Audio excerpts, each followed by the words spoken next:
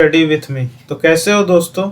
आशा करता हूँ कि आप अपने हेल्थ का और पढ़ाई का ध्यान काफ़ी अच्छे से रख रहे होंगे और अपने रूटीन को, जो डेली रूटीन है आपका पढ़ाई का, उसे आप फॉलो अप कर रहे होंगे।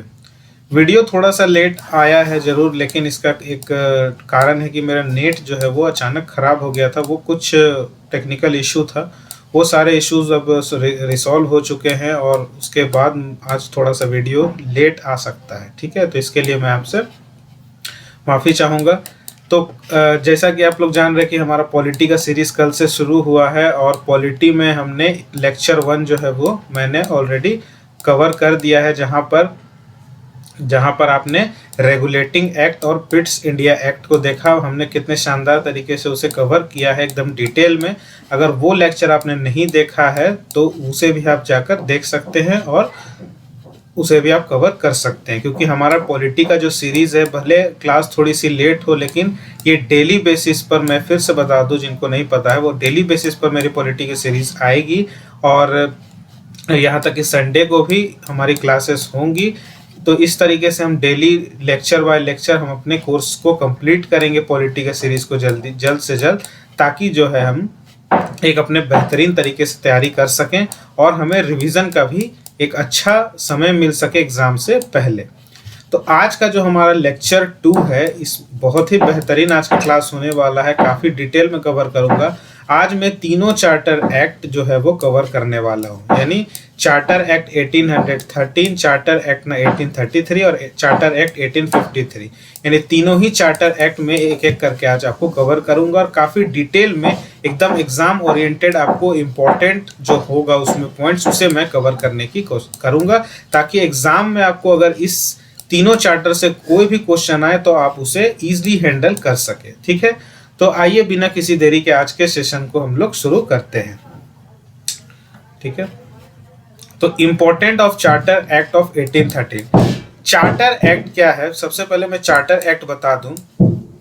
तो इससे पहले जो आ रहा था वो रेगुलेटिंग एक्ट आ रहा था, ठीक है, या फिर पिट्स इंडिया एक्ट आ रहा था। अब इसे नाम चेंज करके अब ये रेगुलेटिंग एक्ट जो है अब ये चार्टर एक्ट हो गया, यानी कि इसका आप कह सकते हैं कि इम्प्रोवाइज्ड वर्जन हो गया। ठीक है, इसमें भी काफ़ी सारे चेंजेस आपको देखने मिलेंगे। जो चीज़ इसमें छूट गई थी रेगुलेटिंग एक्ट और पिट्स इंडिया एक्ट में, उसी को इम्प्रूव करने के लिए आप कह सकते हैं चार्टर एक्ट्स आने शुरू हो गए।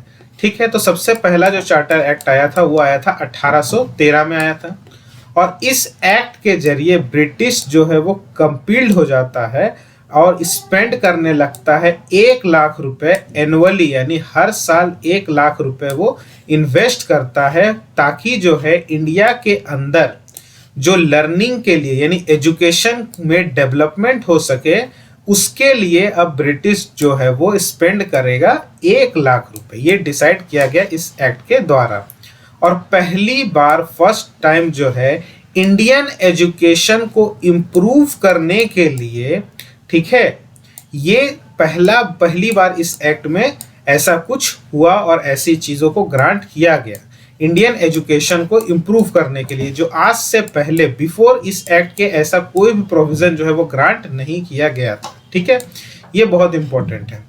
और इस एक्ट का क्या थॉट है कि इसमें national as arisen for the development of Indian education, यानी इंडियन का जो एजुकेशन लेवल है वो उसको डेवलप करवाने के लिए ऐसे सारे इन्वेस्टमेंट प्लान लाए गए और कहा गया कि ब्रिटिश जो है अब स्पेंड करेंगे हर साल एनुअली 1 लाख रुपए इंडियंस के एजुकेशन को इम्प्रूव करने के लिए। ठीक है, और ये पहली बार हुआ था, देखने को मिला था इम्पोर्टेंस ऑफ एजुकेशन में। और चार्टर एक्ट जो है also paved the way for Anglicist classicist और controversy through the which English language has spread all over the India. लेकिन इस चार्टर एक्ट, ये जो एजुकेशन सिस्टम जो वो लाने वाली थी इंडियन के एजुकेशन को इम्प्रूव करने के लिए, इसमें भी कहीं ना कहीं ब्रिटिश का अपना स्वार्थ था, क्योंकि ब्रिटिश जो है अपने स्वार्थ के बिना कोई भी काम नहीं करते हैं। वो क्या कर रहे थे, वो इंग्लिश लैंग्वेज को स्प्रेड करना चाहते थे पूरे इंडिया में। जो आज आपको देखने को भी मिलेगा कि लोग जो है एक इंग्लिश बोलने वाले, एक अंग्रेजी कोई बोलता है तो उसको ज़्यादा पढ़ा लिखा समझते हैं, ज़्यादा वेल एजुकेटेड, ज़्यादा उसे जानकारी है, ऐसा लोग प्रेडिक्ट करते हैं। लेकिन कई बार ऐसा होता है कि वो लोग इंग्लिश बोलने वाले जो है उनको नहीं है कि उन्हें सब कुछ का पता है, ठीक है, और हिंदी जो बोल रहे हैं उनको उनका ज्ञान कम है, ऐसा कुछ नहीं। तो आज के डेट में हम लोग इंग्लिश लैंग्वेज को सबसे सर्वश्रेष्ठ मानते हैं। इसका कहीं ना कहीं कारण आप कह सकते हैं ब्रिटिश के द्वारा लाया गया ये चार्टर एक्ट, जहां वो इंग्लिश लैंग्वेज को पूरे इंडिया में स्प्रेड करने के लिए ऐसे सारे टेक्निक्स कर रहे थे, इन्वेस्टमेंट कर रहे थे। तो इसमें भी कहीं ना कहीं उनका भी स्वार्थ था। लेकिन कहा यह जा सकता है कि पहली बार था कि इंडियन के एजुकेशन को इम्प्रूव करने के लिए ऐसा कुछ कदम उठाया गया था, ठीक है। नॉलेज जो है साइंस एंड टेक्नोलॉजी का एजुकेशन के अंदर में, उसे डेवलप किया गया इस एक्ट के द्वारा। यानी इस एक्ट के द्वारा एजुकेशन के फील्ड में साइंस एंड टेक्नोलॉजी को भी इसमें इंक्लूड किया गया, ताकि इसकी भी नॉलेज जो है लोगों को डेवलप हो, ठीक है, लोग इनके बारे में भी जाने, साइंस और टेक्नोलॉजी के बारे में भी, ठीक है। और it improved the learn and qualified section of Indian people to work for Indian education. और मोटिवेट भी किया गया जो लर्नेड जो पीपुल हैं, जो क्वालिफाइड सेक्शन है इंडियन पीपुल में, यानी इंडियन में जो लोग पढ़े लिखे लोग हैं, उनको मोटिवेट किया गया कि वो इंडियन एजुकेशन के लिए काम करें। यानी एज ए टीचर उन्हें एज ए टीचर आप काम करें, ठीक है, आप पढ़े लिखे हैं तो आप और भी लोगों को पढ़ाएं, आप वर्क करें ब्रिटिश गवर्नमेंट के अंदर में, और इंडियंस के एजुकेशन को इम्प्रूव करने में आप भी योगदान दें। ऐसा लर्नेड और क्वालिफाइड सेक्शन जो है इंडियन पीपल का, उसके लिए कहा गया, ठीक है। बिफोर जो है इस एक्ट के इंट्रोड्यूस होने से पहले इंडियन एजुकेशन सिस्टम जो है वो काफ़ी ज़्यादा ट्रेडिशनल वे में पढ़ाई करती थी, या ट्रेडिशनल वे में अपना एजुकेशन डेवलपमेंट का काम किया जाता था। Was impart through the traditional institution, ठीक है, यानी कि पाठशाला वगैरह होती थी जहाँ पे गुरुजी आते थे और बच्चे जो है वो जमीन पर बैठे, चटाई पर बैठे होते थे, और ये जो वेद का ज्ञान है या फिर और भी जो ट्रेडिशनल ज्ञान है, संस्कृत में ज़्यादातर पढ़ाई होती थी, ठीक है। और इससे जो है वो एजुकेशन सिस्टम ऐसा था हमारे इंडिया में। तो इसी को चेंज करने के लिए और कहीं ना कहीं इंग्लिश लैंग्वेज को स्प्रेड करने के लिए ये सारी चीज़ें जो हैं देखने को मिली ब्रिटिश गवर्नमेंट के द्वारा, और ये जो है एनुअली इतना इन्वेस्ट किया गया। तो ये सारी बातें जो है वो चार्टर एक्ट 1813 में आपको देखने को मिलेगी, ठीक है। अब हम थोड़ा सा यह चार्ट से भी समझ लें कि चार्टर एक्ट 1813 में और क्या क्या हुआ।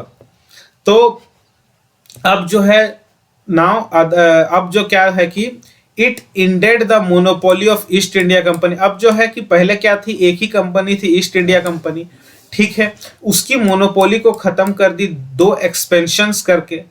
क्या एक्सपेंशन करके, यानी पहले जो है ईस्ट इंडिया कंपनी ही से ट्रेड हुआ करता था, ये अपनी मोनोपोली रखी रहती थी, ये जिस रेट में या जिस प्राइस में चीज़ों को बेचती थी उसी में लोगों को लेना पड़ता था, एक मोनोपोली थी। लेकिन दो एक्सपेंशन किए गए चार्टर एक्ट 1813 में कि चाइना से ट्रेड होना शुरू हो गया।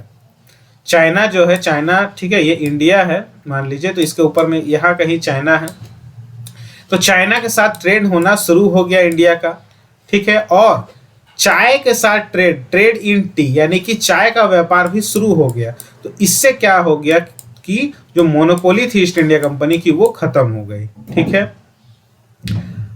और जो है now other companies can inter India. अब जो है सिर्फ ईस्ट इंडिया कंपनी ही नहीं रही, इनकी मोनोपोली खत्म हुई का कहने का मतलब है ईस्ट इंडिया कंपनी के अलावा भी और बहुत सी कंपनी जो इंडिया में आने लगी, व्यापार करने लगी, ठीक है, और जो है मोनोपोली का एंड हो गया, ठीक है। ये काफी इंपॉर्टेंट पॉइंट है, कई बार एग्जाम में डायरेक्टली क्वेश्चन यहाँ से बने हुए हैं कि किस चीज में ट्रेड हो रहा था और किससे ट्रेड हो रहा था, ठीक है।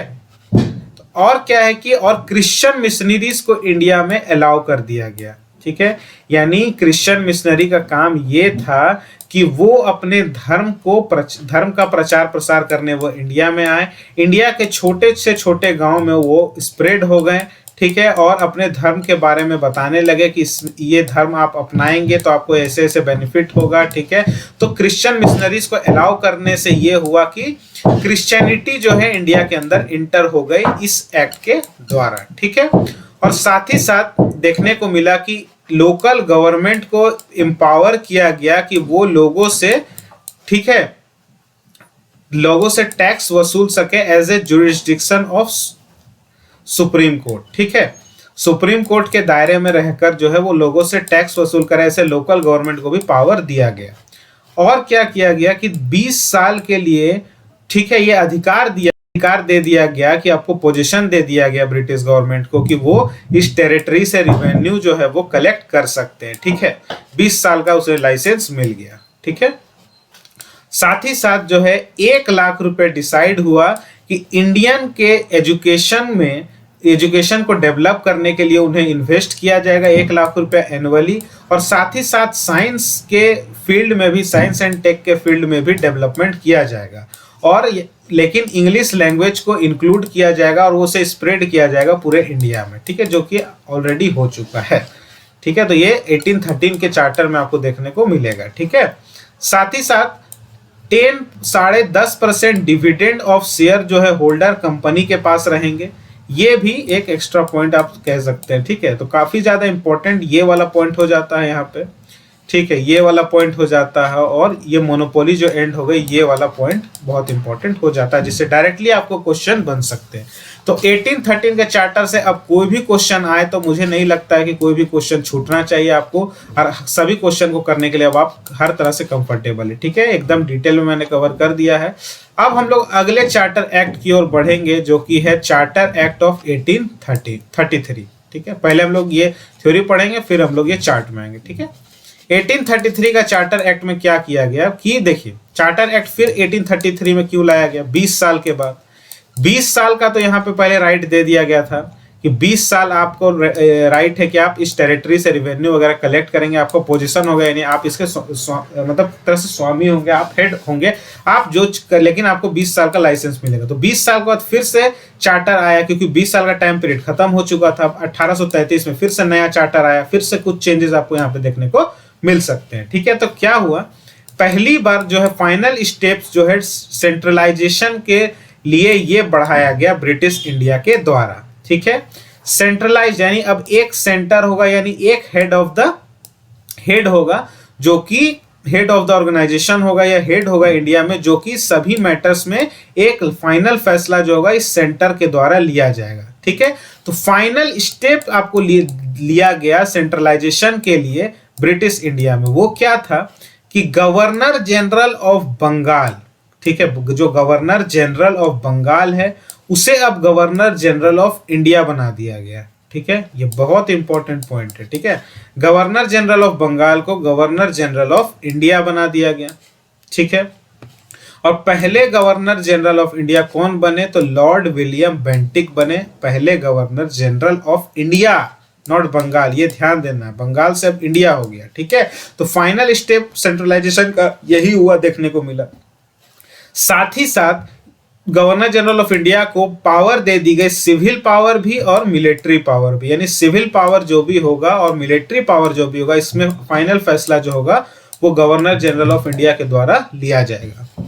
साथ ही साथ जो गवर्नर ऑफ बॉम्बे हैं और गवर्नर ऑफ मद्रास हैं, उनकी लेजिस्लेटिव पावर भी डिप्राइव कर दी गई, वो भी इनके सबऑर्डिनेट्स कर दी गई, इनके अधीन कर दी गई। ठीक है, गवर्नर जनरल ऑफ इंडिया जो है was an exclusive legislative power है उनके पास इंटायर ब्रिटिश इंडिया के अंदर में, यानी इंटायर ब्रिटिश इंडिया में सिविल से रिलेटेड या मिलिट्री से रिलेटेड कोई भी आपको फाइनल फैसला जो होगा, फाइनल मोहर जो होगा, वो गवर्नर जनरल ऑफ इंडिया के द्वारा लगाया जाएगा, तभी वो चीज मतलब पास होगी या अप्लाई होगी। समझ में आ रहा है?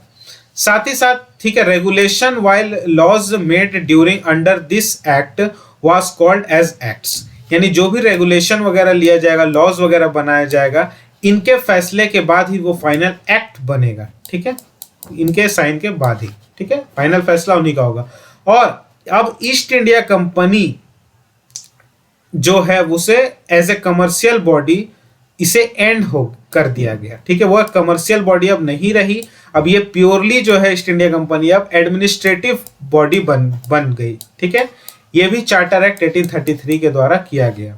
और साथ ही साथ सिविल सर्वेंट, यानी जो आप आईएएस वगैरह का एग्जाम देते हैं, आज यूपीएससी देते हैं, तो पहली बार जो है सिविल सर्वेंट का एग्जाम ओपन कंपटीशन का सिस्टम लाया गया, जहां पर इंडियंस सिलेक्शन लाया गया। इंडियन शुड नॉट बी डिबार्डेड, लेकिन इंडियंस को इसमें, ठीक है, Indian should not be divided, यानी इंडियन को इससे वंचित नहीं रखा जाएगा, यानी इंडियंस भी अब इस ओपन कंपटीशन में एग्जाम दे सकेंगे। और ठीक है, और एक टॉप मोस्ट पोजीशन में आकर बैठ सकेंगे। ठीक है, तो ये सारे बातें 33 के चार्टर में। ठीक है, एक बार फिर से देख लेते हैं यहाँ पे, आप इसमें भी देखिए कि ट्रेड मोनोपोली जो है ईस्ट इंडिया कंपनी की, उसे कम खत्म कर दिया गया। जो मोनोपोली थी, अब जो है ट्रेड चाइना से भी होने लगा। ठीक है, T ended trade monopoly of east India company on trade with China and T ended हो गया, और भी बहुत सारी कंपनियां आने लगी। ठीक है, जो मोनोपोली थी उसका वो खत्म हो गया। गवर्नर जनरल बंगाल अब गवर्नर जनरल ऑफ इंडिया हो गए। पहले गवर्नर जनरल ऑफ इंडिया कौन थे? William Bentinck, Lord William Bentinck. Administration अब सेंट्रलाइज्ड हो गया कंप्लीटली, ये देखने को मिला। गवर्नर ऑफ बॉम्बे और मद्रास जो है, ये अब इनका पावर जो है डिप्राइव हो गया, और वो पावर अब मेकिंग लॉस के लिए डिप्राइव हो गया। They can now only suggest to government general council. अब जो गवर्नर ऑफ बॉम्बे और मद्रास है, ये सिर्फ अब सजेशन दे सकते हैं, वो भी गवर्नर जनरल काउंसिल को। ठीक है, कोई उनका फैसला लेने का अधिकार अब नहीं रहा। ठीक है, वो सिर्फ सजेशन दे सकते हैं। India as a British colony हो गया अब, और it ended earlier two exceptions also. Law commission जो है अपॉइंट किया गया और कंसोलिडेट किया गया और कोडिफाई किया गया इंडियन लॉज में। ठीक है, सर्विस और जॉब अंडर कंपनी ओपन कर दिया गया, इंडियंस के लिए भी अब ओपन कर दिया गया। वो भी अब क्या है, ओपन कंपटीशन के अंदर में वो भी अब एग्जाम दे सकते हैं और सिविल सर्वेंट बन सकते हैं ब्रिटिश इंडिया में, ये भी अलाउ कर दिया गया। ठीक है, तो ये सारी बातें थी चार्टर एक्ट 1833 को लेकर। अब हम लोग ये भी है 20 साल के लिए इनका पोजीशन है कि ये सारे 20 साल तक लागू रहेगा। फिर 20 साल बाद फिर से आएगा चार्टर एक्ट। तो फिर से आता है चार्टर एक्ट 1853 का। ये लास्ट चार्टर एक्ट भी आप लोग कह सकते हैं। ये चार्टर एक्ट के सीरीज में ये सबसे लास्ट चार्टर एक्ट है, लेकिन इंपॉर्टेंट हो जाता है क्योंकि इसमें भी बहुत सारे चेंजेस हमने। फिर से 20 साल का आपको यहाँ पे गैप देखने को मिलेगा। ठीक है, सब में 20-20 साल का गैप है। ठीक है, तो इसमें क्या बातें थी, ये एक्ट जो है वो सेपरेट करता है पहली बार लेजिस्लेटिव को और एग्जीक्यूटिव को। ठीक है, अब लेजिस्लेटिव फंक्शंस जो है वो अलग से निभाए जाएंगे और एग्जीक्यूटिव फंक्शन जो है वो अलग से निभाए जाएंगे। ठीक है, गवर्नर जनरल काउंसिल के अंदर में, समझ में आई बात। और फोर्थ मेंबर गवर्नर जनरल के काउंसिल में होंगे at par with other members as right to vote was confirmed to him. ठीक है, 4 मेंबर की बॉडी होगी गवर्नर जनरल काउंसिल के अंदर में और अदर मेंबर्स के साथ, और उनको वोटिंग का राइट उन्हें दिया जाएगा। ठीक है, ताकि वो वोट कर कर चुन सके। और एडिशन में 6 मेंबर एडिशन में रहेंगे काउंसिल के अंदर में, जिन्हें लेजिस्लेटिव काउंसलर कहा जाएगा। और टोटल मेंबर आप कह सकते हैं अब 10 हो गए, यानी कि गवर्नर जनरल काउंसिल में 4 मेंबर होंगे और एडिशन में 6 मेंबर होंगे। ठीक है, 6 मेंबर का क्या काम होगा, वो लेजिस्लेटिव काउंसलर का काम करेंगे। ठीक है, और इन 4 मेंबर के पास वोटिंग राइट है। ठीक है, ये देखेंगे तो टोटल में 10 मेंबर्स की बॉडी हो गई। समझ में आई बात। यहाँ पे लोकल रिप्रेजेंटेशन देखने को मिला इन सेंट्रल लेजिस्लेटिव काउंसिल के अंदर में, और गवर्नर जनरल काउंसिल में 6 new legislative members out of which 4 जो मेंबर होंगे अपॉइंट किए जाएंगे वो लोकल प्रोविंशियल गवर्नमेंट से। हाँ, तो 4 जो मेंबर होंगे वो लोकल प्रोविंशियल गवर्नमेंट से होंगे, और वो कौन कौन से स्टेट से आएंगे, वो मद्रास से लोकल प्रोविंशियल गवर्नमेंट यानी मद्रास से, बॉम्बे से, बंगाल से और आगरा से, ये ध्यान रखना है। ठीक है, तो ये सभी बातें थी 1853 के चार्टर एक्ट में। अब हम लोग थोड़ा सा इसको यहाँ पे देख लेते हैं। चार्टर एक्ट 1853 में ये बोला गया, इसमें रिड्यूस कर दिया गया कोर्ट का स्ट्रेंथ को, यानी कोर्ट ऑफ डायरेक्टर का स्ट्रेंथ को रिड्यूस कर दिया गया, घटा दिया गया मेंबर को। पहले इसमें 24 मेंबर हुआ करते थे, जो कि घटाकर 18 मेंबर कर दिया गया। ठीक है, इसका पर्पस क्या था, for the purpose of making law 6 additional member को ऐड किया गया। लॉ बनाने के लिए, लॉ कानून बनाने के लिए मतलब वर्कलोड बढ़ा, इसलिए 4 जो मेंबर थे वो प्रोविंशियल गवर्नमेंट से थे, अभी हमने देखा, जो कि कहाँ से, मद्रास, बॉम्बे, बंगाल और आगरा से आ रहे थे। और उन्हीं को हेल्प करने के लिए, एक तरह से बोल सकते हैं, लॉ मेकिंग में योगदान देने के लिए और सपोर्ट प्रोवाइड करने के लिए 6 एडिशनल मेंबर को ऐड किया गया। और फर्स्ट टाइम जो है, पहली बार लोकल रिप्रेजेंटेशन को इंडियन लेजिस्लेटिव काउंसिल को इसमें ऐड किया गया। ठीक है, तो पहली बार इंडियंस को भी इसमें चांस मिला है, हम कह सकते हैं। ठीक है, और यहाँ पे इंट्रोड्यूस इंडियन सिविल सर्विस में इंडियंस को भी अब अलाउ कर दिया गया। पहले वो डिबाटेड थे, अब उसे ऐड कर दिया गया चार्टर एक्ट 1853 के द्वारा। ये बहुत ही इंपॉर्टेंट पॉइंट है, इससे क्वेश्चन एकदम डायरेक्टली बन सकते हैं। 1854, ठीक है, मैकॉले कमेटी को अपॉइंट किया गया था। ये बहुत ही इंपॉर्टेंट है, ये एकदम स्टार मार्क लगा लीजिए। यहाँ से क्वेश्चन अगर बनेगा चार्टर एक्ट 1853 से तो यहाँ से ही बनना चाहिए। ठीक है, कि कौन सी कमेटी को अपॉइंट किया गया था इंडियंस को ऐड करने के लिए ओपन कंपटीशन में सिविल सर्विसेज का जो एग्जाम होता था। तो ये डायरेक्ट आंसर होगा 1854 का, मैकॉले कमेटी। ठीक है, और क्या है कि एक्सटेंडेड कंपनी का रूल को एक्सटेंड कर दिया गया, लेकिन एक टाइम पीरियड मेंशन कर दिया गया उसमें, बट डिड नॉट मेंशन, हाँ लेकिन उसमें कोई टाइम पीरियड मेंशन नहीं किया गया, ये बोल रहा है। ठीक है, जो कंपनी रूल था उसे sign of company rule can be eliminated any time. Company rule को जो साइन उसको कभी भी एलिमिनेट किया जा सकता था। ठीक है, ये एक इसमें आपको लूप होल देखने को मिलेगा। तो ये सारी बातें थी, चार्टर एक्ट 1853 था और ये चार्टर एक्ट में लास्ट चार्टर एक्ट था। ठीक है, अब इसके बाद जो है वो चार्टर एक्ट का एंड हो जाता है और आगे इंडियन काउंसिल एक्ट वगैरह आता है, तो वो हम लोग नेक्स्ट क्लास में पढ़ेंगे। और आज के क्लास में मैंने तीनों चार्टर एक्ट को एकदम डिटेल में कवर कर दिया है और अब मैं ये गारंटी के साथ आपको बोल सकता हूँ कि तीनों चार्टर एक्ट से 1813 से लेकर 1853 में कोई भी क्वेश्चन अगर आपको एग्जाम में आता है तो आप डेफिनेटली उसे विदाउट आपको कोई हर्डल आप उसे सॉल्व कर पाएंगे और एग्जाम में आप एकदम कंफर्टेबल महसूस करेंगे। ठीक है, और इतने डिटेल में कवर कर दिया कि अब कोई भी क्वेश्चन आपसे छूटेगा नहीं इन चार्टर एक्ट से। तो इसी तरह हम लोग पॉलिटी का सेशन जो हमारा रोज चलेगा और ये जो लेक्चर 2 है इसी तरह हमारा डेली क्लास चलेगा। कुछ टेक्निकल इशू के वजह से आज क्लास लेट आ सकता है, लेकिन क्लास जो है वो डेली बेसिस पर आएगा। आप चैनल को सब्सक्राइब कर लीजिए और सब्सक्राइब करने के साथ बेल आइकन दबा लीजिए ताकि हर वीडियो जो भी वीडियो मैं अपलोड करूंगा उसकी सबसे पहले नोटिफिकेशन आप तक पहुंच जाएगी।